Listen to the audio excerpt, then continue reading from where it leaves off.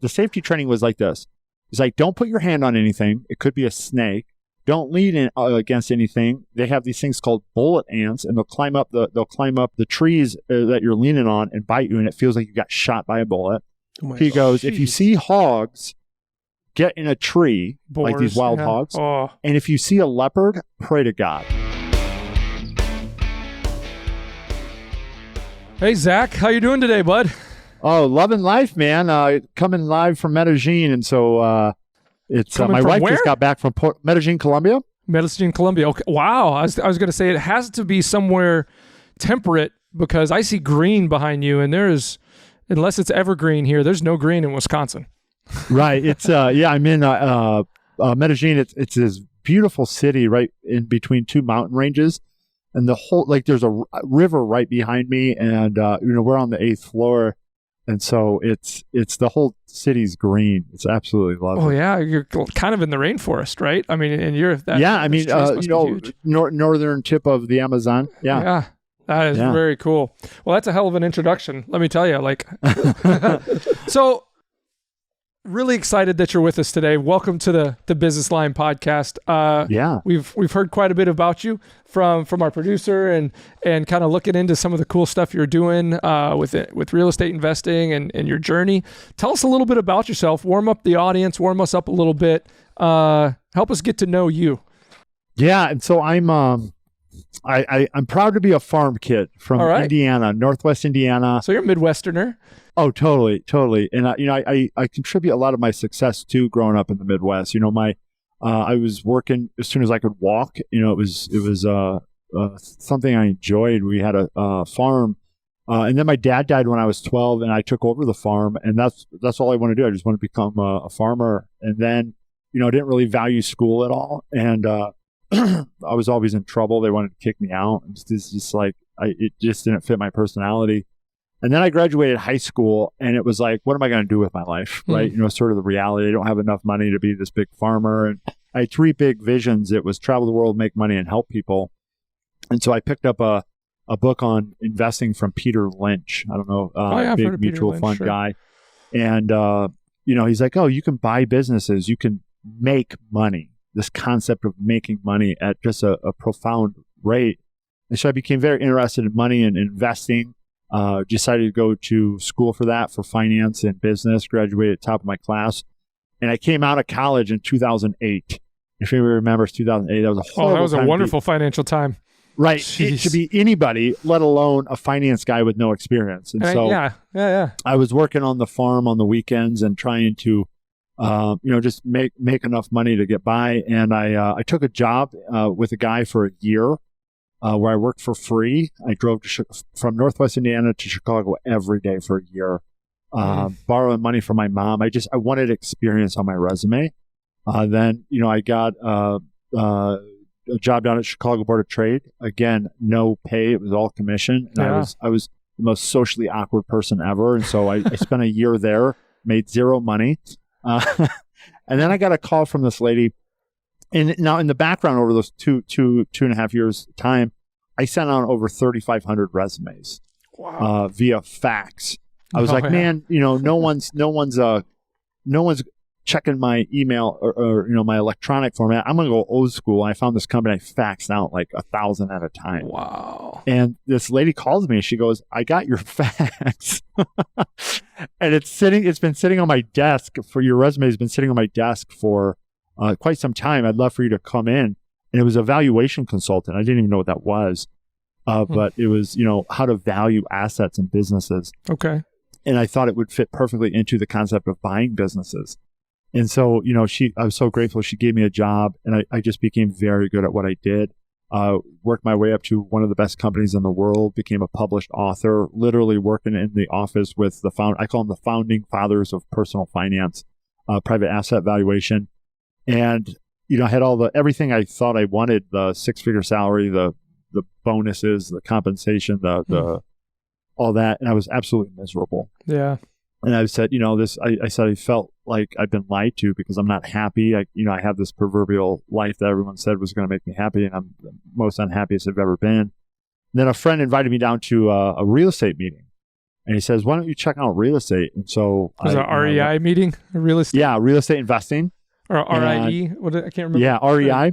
REI, that's what it is. Yeah, real estate. And so I didn't have a whole lot of money. Yeah. Really didn't have that much because I just got started my career. And so I was like, okay, I want to buy businesses, but I don't have the money to buy businesses. I don't know how. I don't have the experience. So let me get into this real estate thing because I heard that that's easy to get money in. About what year are we talking about right now? When? That's probably 2012-ish. Yeah, and you're in the Chicago area still? Yeah, okay. Yep, still in the Chicago area. I'm just trying to kind of map this out. Yeah. So I had a similar kind of thing going on. I'm not gonna talk about it right now, but like I started to dabble in it around that same time, 12 and 13. Yeah, and so I was living in Schaumburg, up there, Roselle area, and and then I got connected to a real estate investing community, and I got pitched this $15,000 program, and I was like, oh, well, I know what you're talking about too. I bet you I know what you're talking about. I was like, I want it. I want it. I can't do it on my own. And so I literally begged my mom for some money. Yeah. I went and I sold for us Midwesterns. This is how bad I wanted this, guys. I think that you guys will connect with this. When my dad died, he gave me his guns and knives. He had a big collection. I sold them. Right. And I just thought I wanted to get out of this proverbial hell I was living in, right? Sacrifice is the creation of sacred things. Did you know that, man? Yeah. Nope. And that's what I've never heard that. I've never heard that. It's all it is. Sacrifice is nothing more than the creation of sacred things. I love that. Yeah. So I sold them to my friend. I said, hey, I might come back one day and buy these. Give me the option to buy it back. So I got enough money to buy this program, and then I quit my day job, my big, awesome job I had. I went and I worked part-time 40 hours a week, right? At a consulting place in Northwest Indiana, and then I would drive every Thursday and every other Saturday to this community, and I did that for 3 years. Wow! And in the background, I was working my job, trying to understand business, trying to understand what it meant to make money. And then one day, I got involved in personal development, and I went to something called the Landmark Forum. Okay. It just totally changed my life. 3 months later, I quit my job, moved to Arizona, bought my first business. And it was, I had 8 properties in a matter of like 6 months because that fear of failure, all of those anxieties that I had, I learned how to move them out of the way and take action. Yeah. And then I moved out to Arizona, started my own community, and started being very successful, started learning how to, be with people and talk to people. Had 1,000 person community, and we were doing 200 to 300 people every Wednesday and every Saturday doing live property tours. COVID came and put us online. We didn't miss a beat, moved everything online. And then I was sitting in my beautiful apartment I just moved into in downtown Phoenix, and I was just like stuck there. I felt, I was like, I don't have to be here. Like this revelation said, Zach, you can go anywhere you want. I was like, oh my gosh. It's like, what a blessing, right? We packed up and we went to Hawaii for 4 months. And, that sounds terrible. Yeah. And, it was walking through Hawaii at the airport. It was like a ghost town. We were the only people there. We had to quarantine for 2 weeks because COVID was just starting and no other country was open. And so we did that and like, okay, this works, but I want some more outside travel. So we came to Colombia, and then we got down here and we loved it so much. We said, we're not going back. We hired some movers, packed all our stuff in a storage unit. And, we've been traveling nonstop for 3.5, 4 years, 20 plus countries. Wow. And, that's why. And then today we've transitioned into buying businesses. Okay. Which is something I've always wanted to do. Yeah. Right. Something Manny and I've been kind of looking into the last couple months. Yeah, man. It's a fun conversation to be in. Yeah, for sure. Well, it's wild. Like this is not about me, but I got to tell you. So right around 2011, 2012, I kind of transitioned career. I was in nonprofit administration. That wasn't going the way I wanted it. So I got into for-profit sales, IT sales, and things like that. But I was hungry. I'd kind of gotten introduced to, like you said, personal development and things. So I was reading, I was learning there's a bigger world, there's more to do. It's not about the 9 to 5. I got freedom that I don't even know exists. So I started to kind of see the world through a different lens. And then I ran into, just whether I think it was on podcasts and then some books about real estate investing and stuff like that.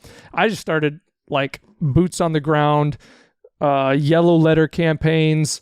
Like I was going to Office Max and buying stacks of yellow letter books, handwriting them in red, whatever it takes, right? Yeah, but I was buying lists of property owners with certain amounts of equity in the Milwaukee market, and I was was spending. For me back then, there's a lot of money. I wasn't making much money. Hundreds of dollars, close to $1,000 every month, just on postage, paper, pens, and me and my wife were just writing letters. And we had one son at the time. She got pregnant with my daughter, and with the 2 kiddos, and then I just got distracted, but I learned a lot because it was working. It was working. I had a lot of experience in direct mail from raising money in the nonprofit world, so I know that you can get people to move that way. And then I got introduced to this, and it's so organic in its nature. You're writing in red pen, and it's like a real person's, nothing about it is mass produced outside of the sweat it takes to do it and the hand cramps of writing thousands of letters. But I started getting calls back, some from people that wanted to book times for me to come see their property that they didn't have listed, which is the whole idea, is to find the quote unquote business or property that's not listed yet, right? So you can beat the agents, to taking that stuff to market. And then but I'd also get called from people that were like mad. How'd you get my name? How'd you get my address? List. I'm like, well, I got your name because you own a piece of property and it's like public knowledge. You pay taxes on it. And they're like, oh, sorry. I'm not looking to sell. Okay, cool. Have a great day. But I learned a lot about the exact things you're talking about, taking action, overcoming fear, those kind of things, doing something different. But it was a stepping stone to doing more things. And here we are doing something not quite the same, but that's really cool. Really cool. So you're traveling now. You're all over the world. Tell me about some crazy adventure. Well, I noticed when I was on your LinkedIn page that you don't always go by Zach, right? Right. I created this concept called Indiana Oehlman. Oh, Indiana Oehlman. I saw that, and like me and my son, huge Indiana Jones fans, right? And I'm like, okay, I'm getting some serious vibes. I see the fedora and stuff. Okay, tell me about that.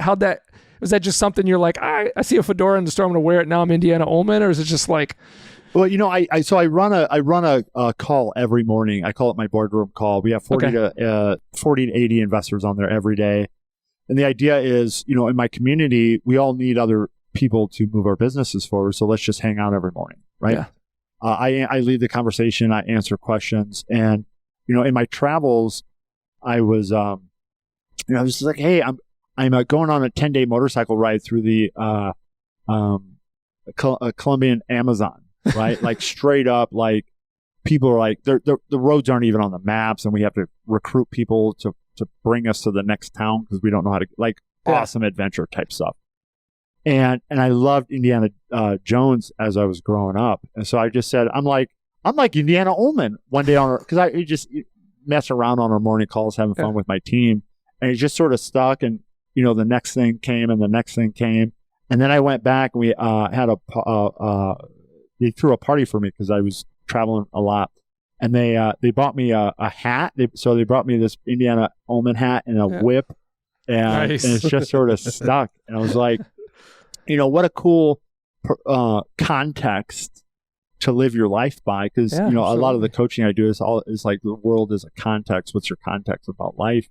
And I was like, well, I want a life full of adventure, and business is adventure. And so it just sort of stuck. And then, I started writing my blog around it. And it's a whole lot funner to talk about business and sales and marketing and making money and all this stuff that can get really boring when you add the context of adventure and the Indiana Oehlman context around it. And so I can use my stories. Like for one time, example, I went on a 3-day survival trip in Manaus. We went, traveled really far into the Amazon on boat. And we just found a place to put some hammocks, and I stayed for 3 days, and it was super scary because there's stuff down there that can kill you that aren't human. Everything can kill you, right? So the coaching, the safety training was this. So I went with 2 guys. They were both locals, And I went with 2 in case in case something happened to one, right? And so in case one of them gets hurt, eaten, or whatever, there's a backup for me. and the coaching, the safety training was like this. It's like, don't put your hand on anything. It could be a snake. Don't lean in against anything. They have these things called bullet ants, and they'll climb up the trees that you're leaning on and bite you, and it feels like you got shot by a bullet. He goes, if you see hogs, get in a tree, Boars, like these wild hogs. And if you see a leopard, pray to God. Oh my God. That was the coaching, they right? They will kill you and take you away, and you'll never be found. Right. So, but he said, but I learned so much about humans in the nature. And he said, Zach, he goes, if you see an animal like that, we're in anaconda land. Like, oh my God, it's like everything is ready to kill you. And he goes, if you see like a cat, specifically a wild cat or something like that, he goes, just stand off, square off with it, because their instinct is to stay alive. And if they think they're going to get hurt, they're not going to, they're going to run away. Okay. Huh. Right. And so it was like, just square. He goes, you're going to be scared as heck, man, but just square off with it. Don't back down. Because that's such a beautiful conversation, like context to bring into life, right? Just look at it square in the face and don't run from it. And so, we were out, you were asking about some of my adventures. So we're out catching caimans. He's like, let's go catch some caimans. It's like midnight and we're spotlighting them and we see their eyes, and they're catching like these 2-3 foot caimans, just grabbing them because they've been doing it since they were a kid. Yeah. And I was like, oh, I want to do this. So they're like, all right, Zach, we got you one. And I'm sitting on my belly, and the full moon is just a surreal experience. And there's this caiman, like, he's like, my hand is like 6 inches from his head, and my hand would not do it. And I'm just like, oh my God, this is the scariest I've ever been. And I got my guide sitting right in my ear. He's like, do it. I was like, man. I can't. I'm paralyzed. Like, I'm paralyzed with fear.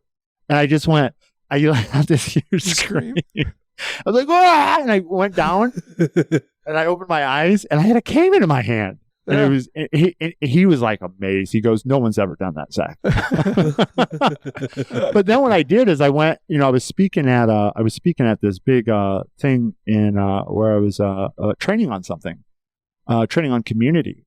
And so I used that story, and I went and spoke in front of 1,500 people and told, like, I used the story about overcoming your fear and yada, yada, having a mentor, which was my guide, keeping me safe, education. And so I used that context of all that stuff to train people on business because, oh my God, I've been doing this for 20 years, and what I see is people are afraid. That is what stops them, and it manifests itself as whatever you want to call it. Yep. But if you can't push through that fear, oh my God, you're gonna get rocked every day. Yeah, we don't realize the fear itself isn't the reality. It's whatever it manifests into right in front of us, right? What we create. But fear isn't really real. It's like this, like humans are always, like, okay, since your childhood, everybody tells you always think about, like pros and cons. So it's not just fear. It's just, like, and okay, it's a liar yeah, too, Yeah, you have to think about, like, okay, what I'm doing, okay, what will be the consequences? Okay, if I get it, like I'm successful. If I don't get it, okay, what will happen? Yeah, you just... So it's that, like I feel, like, yeah. Possibility. Yeah, possibilities, like it's not just fear. It's just about, okay, if you want to get into anything, to be successful, but there is always a, like other side, which is, not being successful. So that's, what the fear is about. What specific type of fears do you run into the most in your travels in as it relates to business? That I personally, that you run into, like, let's say if you're working with folks, yeah, you could, for you personally, sure, but too, as well as, because you've got your experiences overcoming those fears and creating success in your life. What do you run into most with people, and do you find that people are relatively successful at overcoming them, or more often than not, it's kind of like a 80-20 or 10-90 where most of the time people give up and turn around? So what I've learned is we're all very unique in our own way, but if we pull back far enough, we're all the same, right? For sure. Right. And so it's like and some of the fundamental fears is looking bad, right? Like just a fundamental fear of looking bad, having someone else say something negative, derogatory about you. I mean, that runs people. It runs. I mean, I still deal with it every day. Yeah. And you know, fear of failure, right?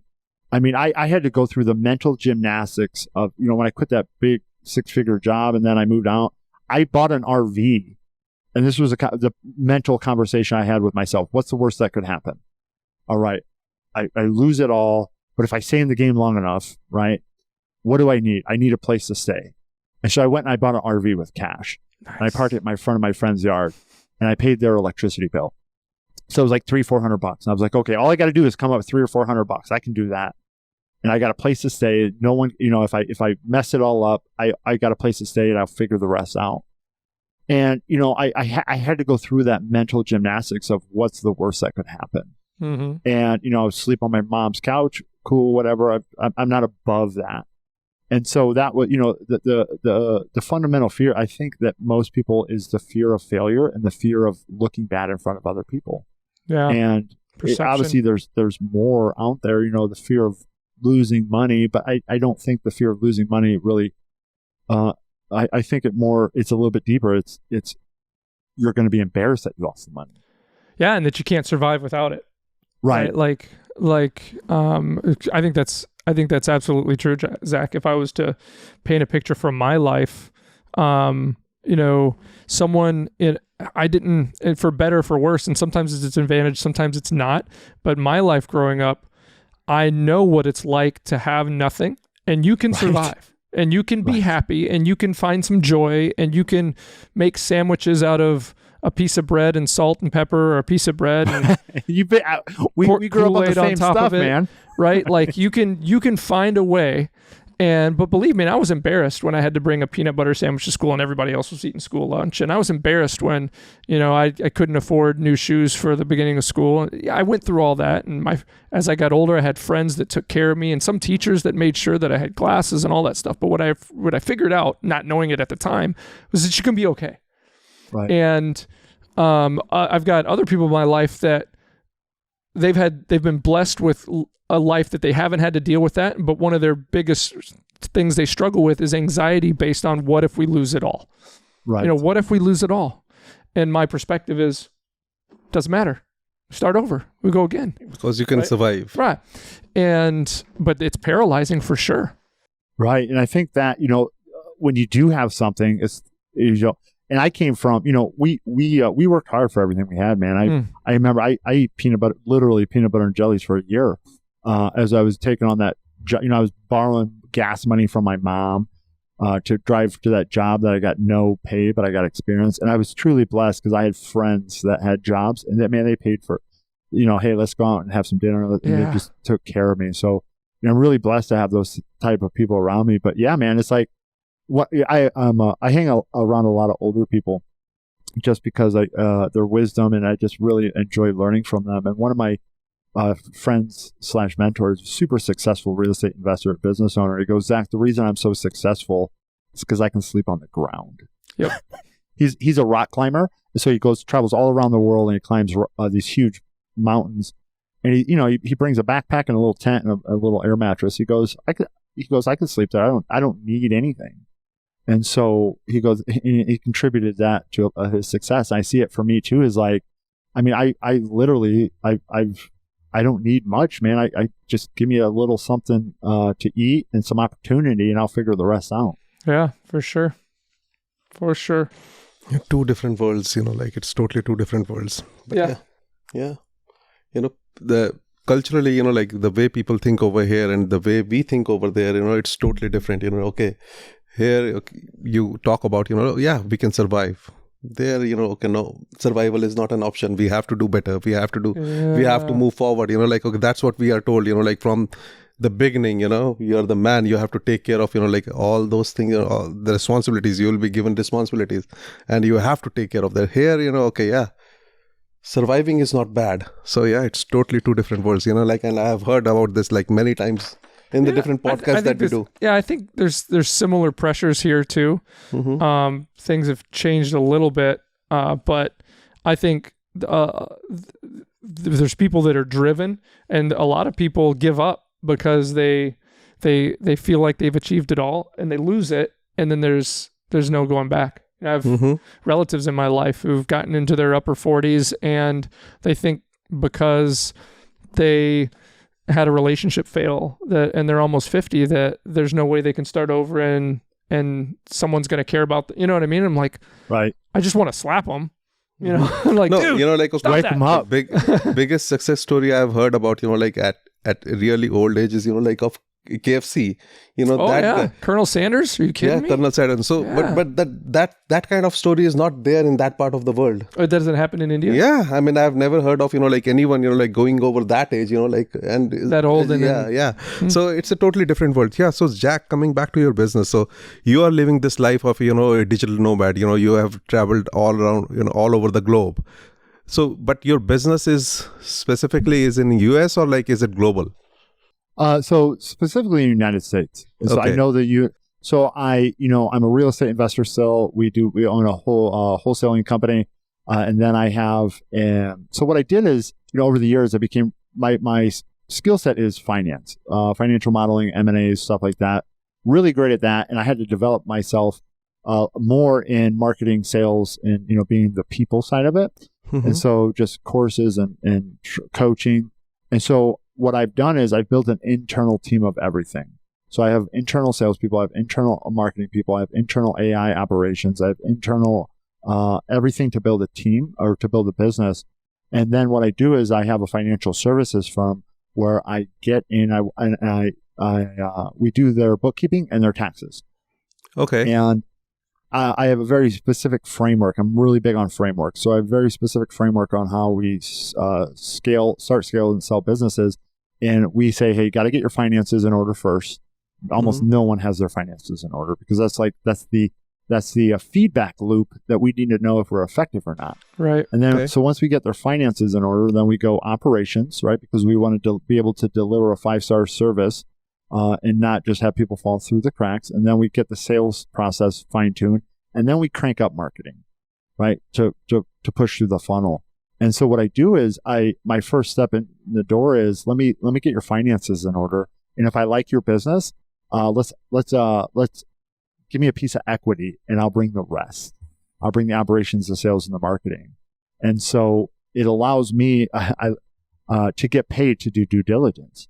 Because if I just got to look at somebody's books, I've learned enough about finance, about people, about offers, about, you know, what makes a good business that I can see it. And so we have 3 portfolio businesses that we do that. And so we're building the business around an offer, around a person, around somebody's incredible knowledge base of, you know, 20 to 50 years worth of knowledge, but they suck at running a business, right? They're a great operator or a great tactical person, but they don't know how to do any of the other stuff. And so we bring that value in and we get a piece of equity on it. That's the grand vision. Okay. So, you know, like, okay, this business model, I mean, and again, you know, coming back to, since you are living this life of, you know, like right now, Colombia is not in the US, right? No. Yeah. So you're living in another country. So this business model of yours, is it like, I mean, do you think it's only you can make it successful in US or you can, you know, do it like globally?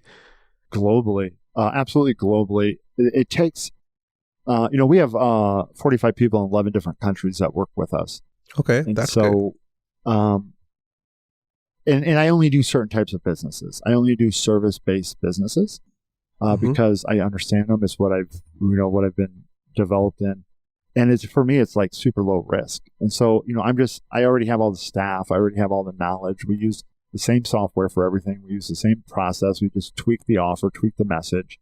And so there's not a whole lot more risk. It's super marginal every time I take on a new business because the overhead is already taken care of. And so with that being said, I've spent the last 20 years building my reputation of trust, right? And so without trust, you know, a guy from Colombia gets on a Zoom call with you and pitches you on a $20,000 a month.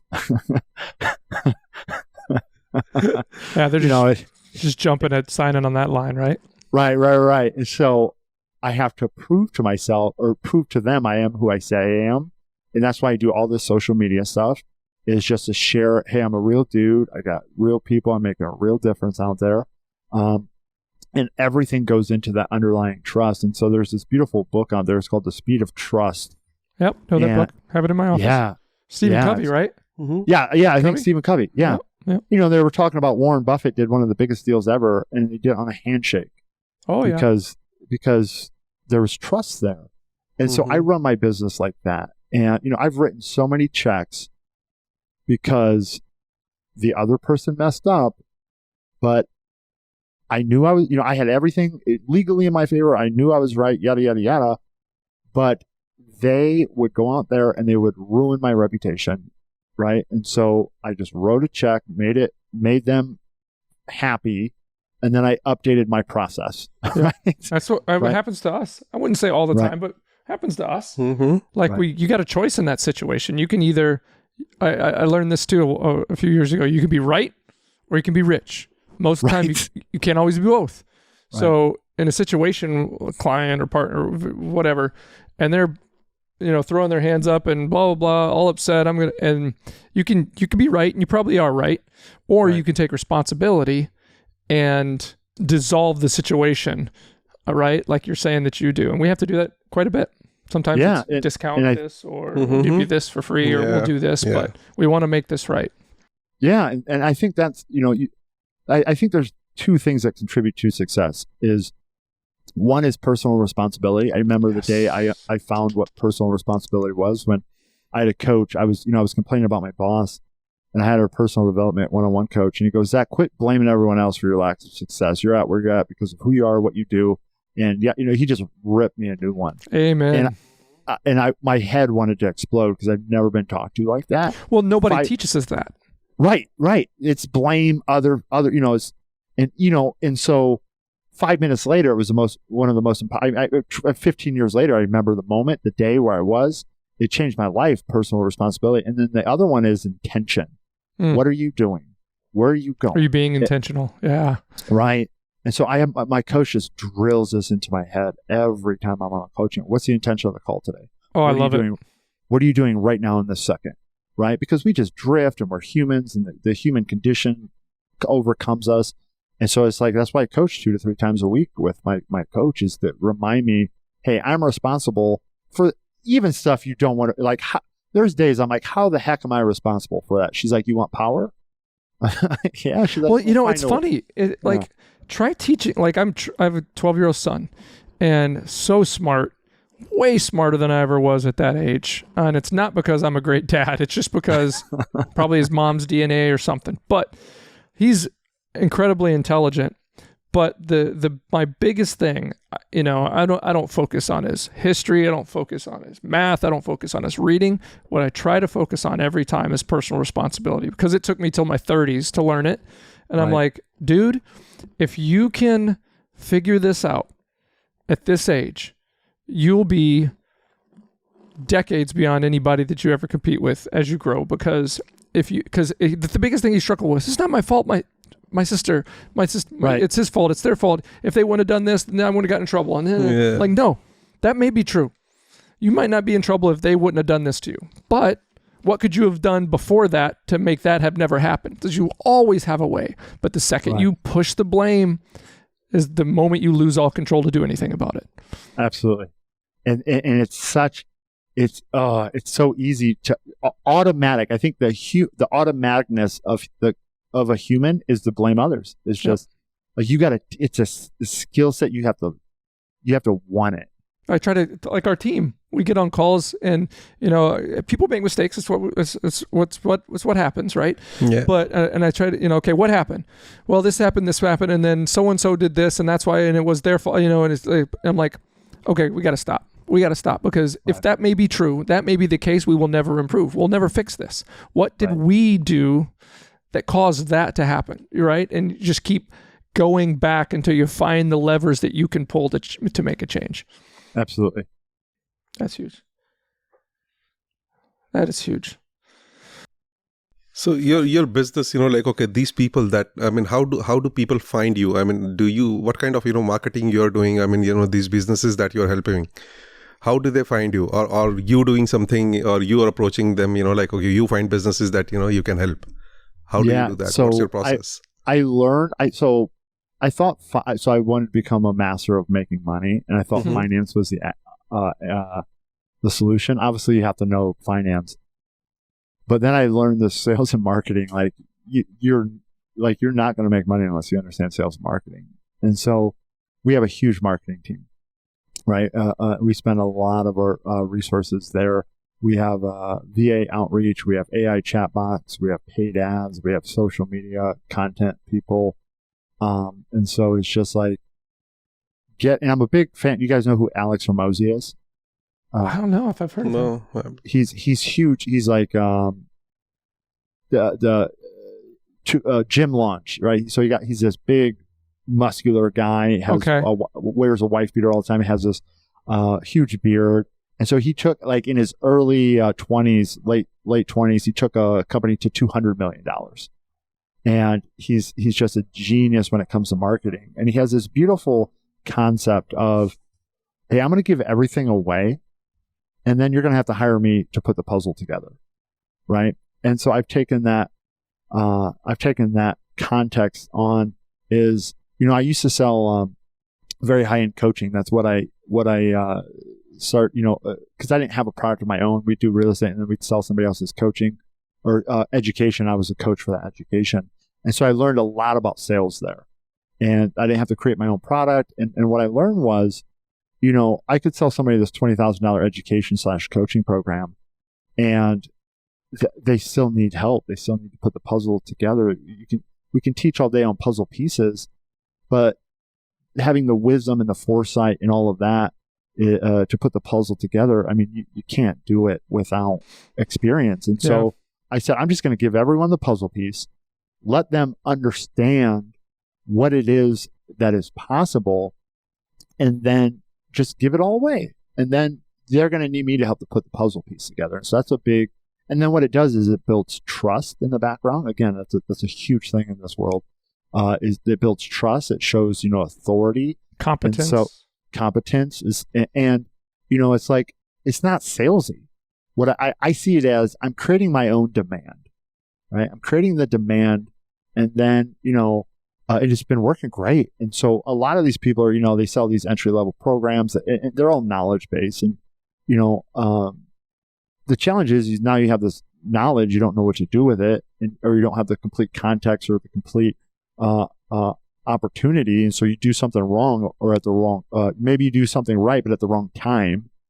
And so there's just so much that goes into generating money, like running a business at a profit, that people aren't going to be able to do it without either A, struggling through it themselves, or B, getting the coaching consulting. And so I say, hey, hire me as a coaching consultant. Yeah. I remember learning that concept in a different way. I'm trying to get Manny to read this book, but long ago, my forte, and this comes up every other episode, but this all started when I bought on iTunes the audiobook for Think and Grow Rich. And I listened to it over and over and over and over and over and over and over again. Mm-hmm. And that changed my perspective. Here. Right? I carry it with me. I've got a copy right here. And then I've got one in his house. Anyway, but the concept in there is be willing to do everything for nothing in return.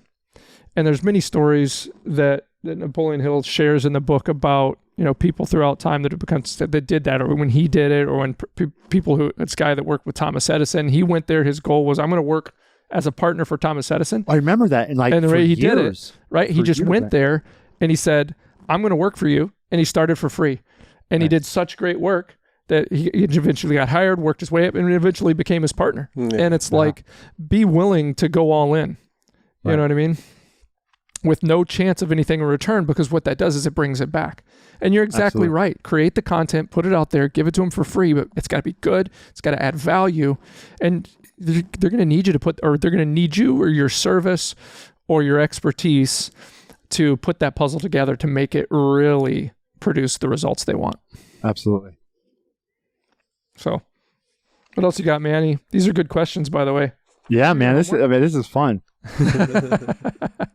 Thank Matt, our producer. He put some good stuff together for us. He didn't know about the Indiana thing. I will take credit for that. I will take credit for stumbling upon that. I thought it was really cool. Anyway, Zach, I really do. I wish we had a couple more hours, but I like to get some fun stuff in to get to know you a little bit better. Actually, before we do the fun stuff, I did want Matt said this would be something cool because he had learned about. So he had mentioned something going on with LLCs and reporting to the Fed or something like that. Is something going on?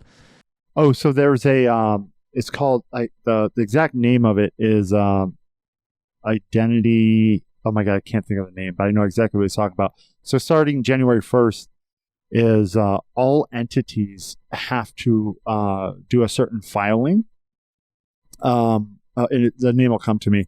And what it's designed to do is prevent money laundering and all these criminals from, starting an LLC and not having, because, there's so many ways to hide your identity, the Wyoming corporations, all of this different type stuff. And so what they're saying is if you own a corporation, you have to report it through this process. And if you don't do it, it's a huge fine on a daily basis. Wow. Okay. Oh, wow. And so, definitely talk to your tax professionals. Again, the exact, I think it's called the Corporate Transparency Act. And so, it's just designed to help all these people from hiding behind a shell company, from money laundering, from doing all these illegal activities. And so, they're taking. Manny, you're screwed, buddy. Serious. Sorry, you're screwed, dude. I'm not worried. But yeah, I mean, it's you have all of next 2024 to do it. But I mean, the fines can be even the stuff that you don't have. Let's say you started LLC 3 years ago and it's just sort of sitting there. It applies to that. You're still gonna report it. Yeah. Wow. Yeah. Get with your team and they can. It's a simple process. There you go. That's gonna make a really good YouTube short right there. That little process. That little advice there. I love it. Good job. All right, now let's do some fun stuff. What are the holidays like in Colombia? Oh my! So December. Is Christmas crazy? Because I know it's like Catholicism is big in Colombia. Oh, it's South huge America, down. Right? It's not Christmas. It's a month. It's a whole month. And my wife is from Puerto Rico, and Christmas there is like from November to January, like through the end of so it's like 2-3 months. I like this place already. And so I'm down here in Colombia. My wife was in Puerto Rico, so I was just at the house by myself on the last day of November at midnight. And all I hear is all these explosions. And I was like, what is going on? And so, I run up to my rooftop and the whole valley here is just lit up with fireworks. Really? And so my friend who, she's actually runs our operations team. She lives right down the road from me. It's so fun.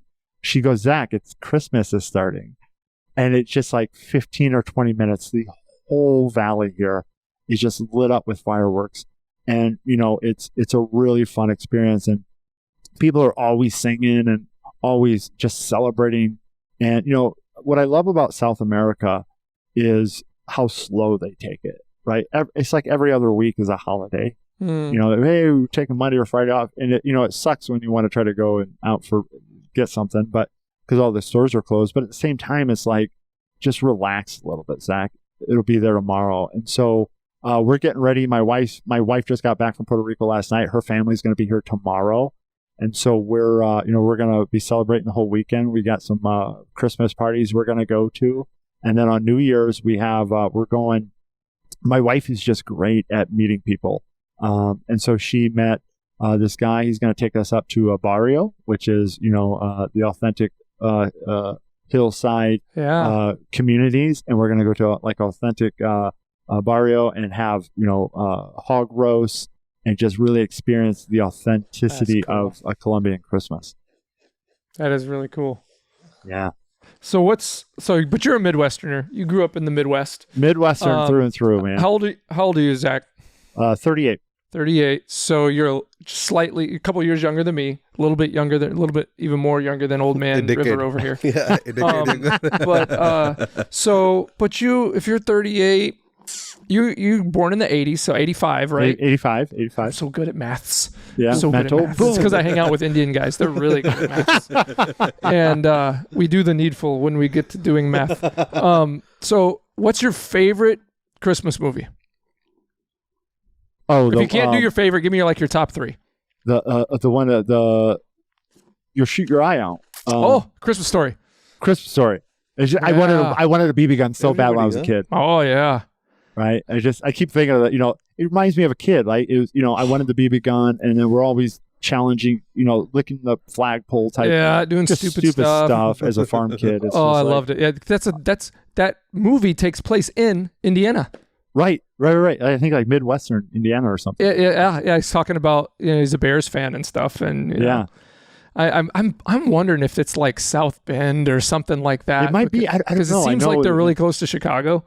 But I love Christmas Story. What's another one you like? Oh golly. I don't really watch too. Oh my no. Here it is. The RV Lampoons. Okay. See, Lampoons. National Lampoons Christmas Vacation. Like if we were keeping a survey over it, like the last couple months doing these and just asking people, that's like the third person that picked that. We just watched Home Alone. So I was every year I go to Thanksgiving back. It's fun. We actually sold the house I grew up in to very dear family friends, and so every year for Thanksgiving I go back there, and they have a kid now, and so we were watching Peter Pan, and then we watch Home Alone. And I was just like, oh my God, I remember when, right? So Home Alone, National Lampoons. Yeah. Great movie, man. When those robbers, the wet bandits, man, when they get hit with the paint cans and the stuff, I just when Marv steps on the nail, I can feel a nail going through my foot. It's like, I get those sympathy pains. But yeah, those are probably some of my top ones too. There's one really old one I really like is It's a Wonderful Life. That was the one that was coming up, and I know it's a very famous one, and I haven't seen it for so long, so it's I never watched those ones when I was a kid because it was the funny ones that was more like kid oriented, presents, Santa, blah blah blah. But when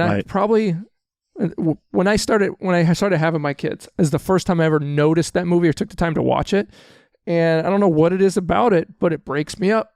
I don't weep or anything, but it hits me. Like the spirit of there's something to it. I got the same experience this year with Peter Pan. Which one?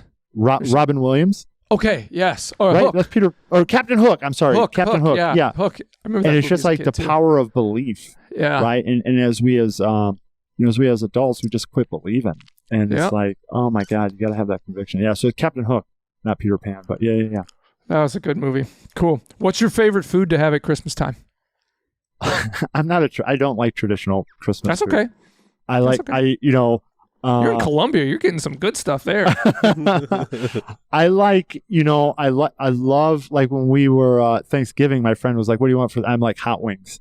I could dig it. I could do a hot wings Thanksgiving or Christmas. And I love, it's funny, and I love juice. I love green juices. Celery juice with apples and limes. Okay. And I don't like a lot of the big, heavy loaded carbs. And so it's like, and I love tacos, so being down here and just carne and different pork and stuff like that. But light stuff. Yeah. Yeah. Cool. Awesome. Craziest. I know you told me some pretty crazy travel stuff, but what's the craziest thing you've run into that maybe you've never told anybody that's not going to get anybody in trouble, of course. We're not about that kind of clickbait stuff. But what's the craziest thing you've ever, besides, catching caiman and those kind of things that you've experienced in your travels? Craziest and safest. Yeah. Or maybe not, you thought you were going to be safe. I don't know. I've traveled, I've traveled a lot, and I've never felt unsafe. Mm-hmm. Because when I travel, like that 10-day, I choose people so that you're prepared, right? Right. I train, it's like I find great people that know the land that I trust. Like when I went on that 10-day motorcycle ride, we went through places so this would probably answer your question. Okay. Everybody said, don't do it. They're like, don't do it. That's how you got to do it. Right. Don't press that button. So I was down in Peru, and I was like, oh my God, I need an adventure. I need something, I've been working my tail off. And I called my guy here in Colombia. I said, I want a 10 to 14 day, something you've never done before. Take me off the beaten trail. And he goes, I'll put something together for you. So no one's ever done this before. And we couldn't even find maps for it. And everyone's like, you're stupid. I have people that grew up in Colombia, And like, they're like, I've never even gone that far into the Amazon, Zach. And I'm like, okay. I trust myself. I trust my personal instincts. I trust the people I'm going with. And it's funny. I mean, we had to go through this place again. We'd have to recruit people. They're like, you can't get to the next town. I was like, I know there's a way. And people were like, no, we don't go there. And so we recruit, we just sort of ask around town, and they're like, yeah, follow me, pay them $25. A little bit of money goes a long ways. And there was this one place we were going through. It was guerrilla territory, not like, it was like the guerrillas, like with guns. Yeah. Like, and not Red Ryder BB guns. Right. And so, or Nerf guns. Right. And they have these tolls, and it's like, it's a road, and they put a piece of string up or a chain, and they say, pay me my toll. Yeah. You got it. Right? You got it. And so there was, right. Yeah. Make sure I get to the next one too. Tell your friends I'm coming. And so, there was this one point we stopped, and the guy that was leading us, he goes, now's the time. I go, for what? He goes, take your helmet off. And put it on your arm, because they need to see who you are as you're riding. And so I'm like, who's they? And it's like the guerrillas. They're everywhere. They're everywhere. And so we had to ride probably for 20, 30 miles with our helmets off. And so they could see that we're not somebody else. And so, and I was with the guy that was leading the adventure. He was a Coast Guard. And I mean, he had some wild adventures. Like, he used to, I don't know what I can't say. So he did some wild stuff. Well, and we can always edit things out. So yeah, I want to hear. Now I'm peaked. He used to shoot. He used to be a sniper for the Coast Guard. Okay, and he one would of our shoot employees, down, his son-in-law. That's what he does. Okay, off the offshores in the U.S. Well, he would sit on a helicopter, yep, and shoot out drug runners' boats. The motors, blow the motors up. Yep, the motors. Yep.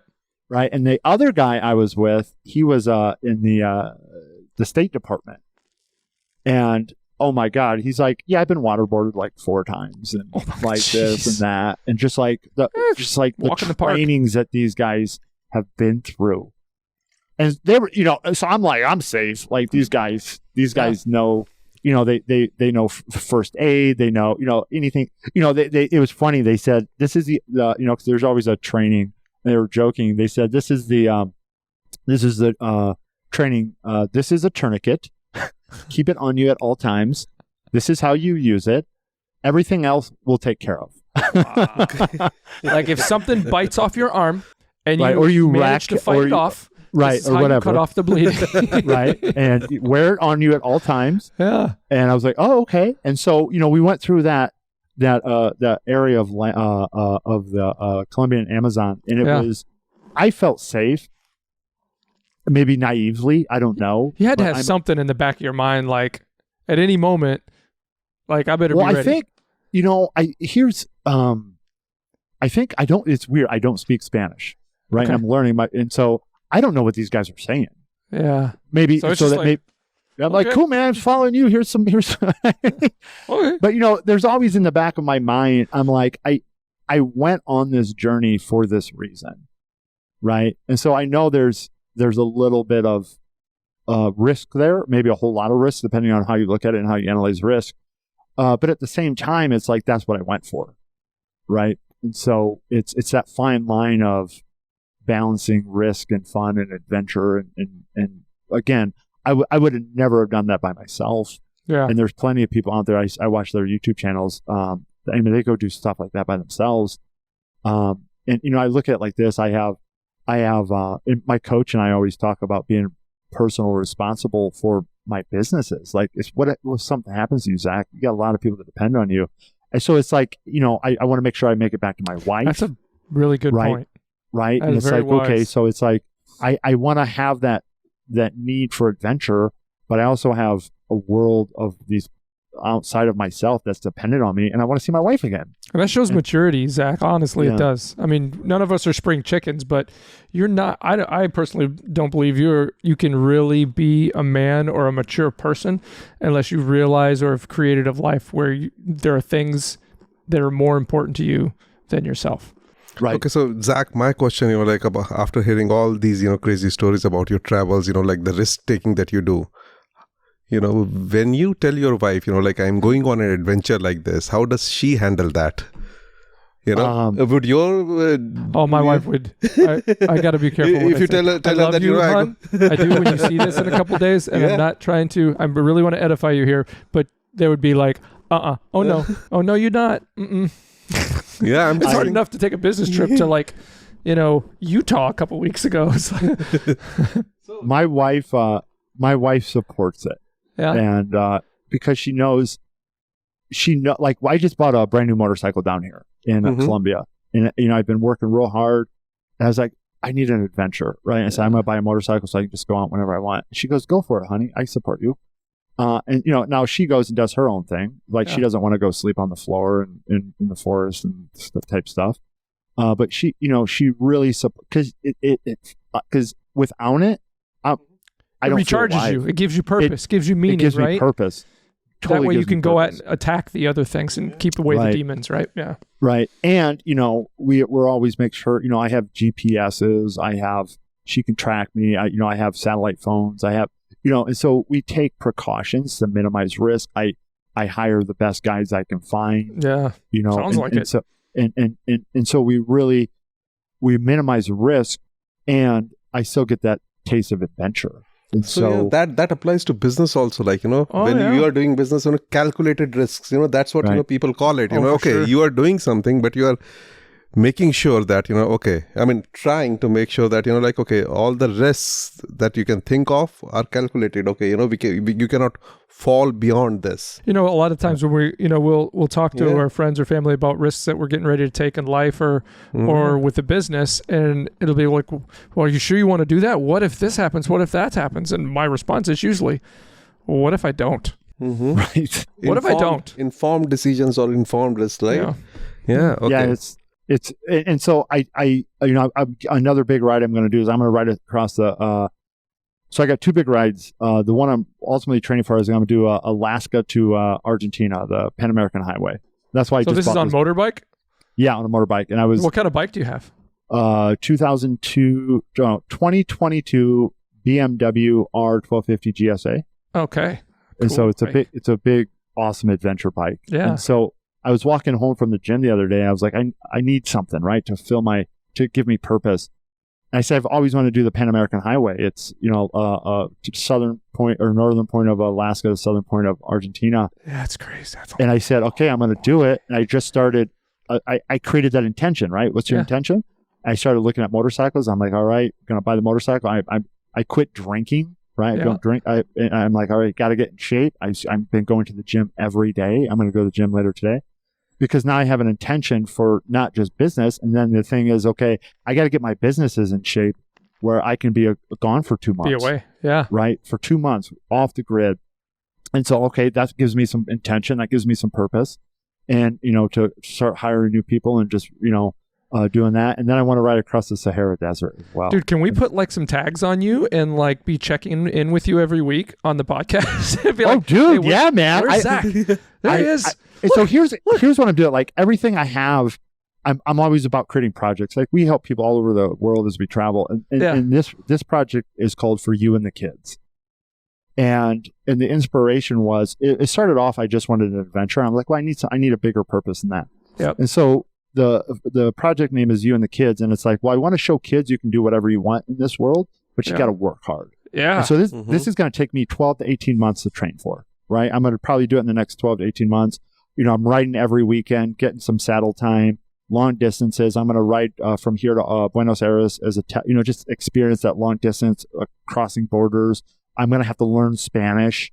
But it's taken me 20 years to get to this point to even be able to, right? And so I want to inspire kids that they can have whatever they want if they work hard. And then I want to inspire adults to keep dreaming, because so many of us have given up on our dreams. And so that's so I'm going to document the whole thing. I'm getting my drone so I can, document myself and just share the stories of lessons learned on the road and how they pertain to life. So yeah, man, let's keep in touch. I'd love to be a part of that. Yeah. I think that would be amazing. Heck yeah, man. Oh, that's awesome. Well, cool. Hey, where are we at? We are right over an hour. We made it. We did it. I'm Boom. 2 minutes late, but this has been amazing. I feel like, I don't know about you, Manny, probably because we're similar this way. I feel like I made a new friend. I have new dreams now. I've met somebody today that I got a lot I can learn from. And same here, guys. This has been that's the journey. pleasure. That's what I'm searching for. Experience and people that we can learn from and introduce you to our meagerly growing audience. But I think you're going to have a good part in helping us meet some new people too. So this has been amazing. Thank you so much, Zach, for joining the podcast today. Thank you, Brian and Manny, for having me. It was an absolute pleasure.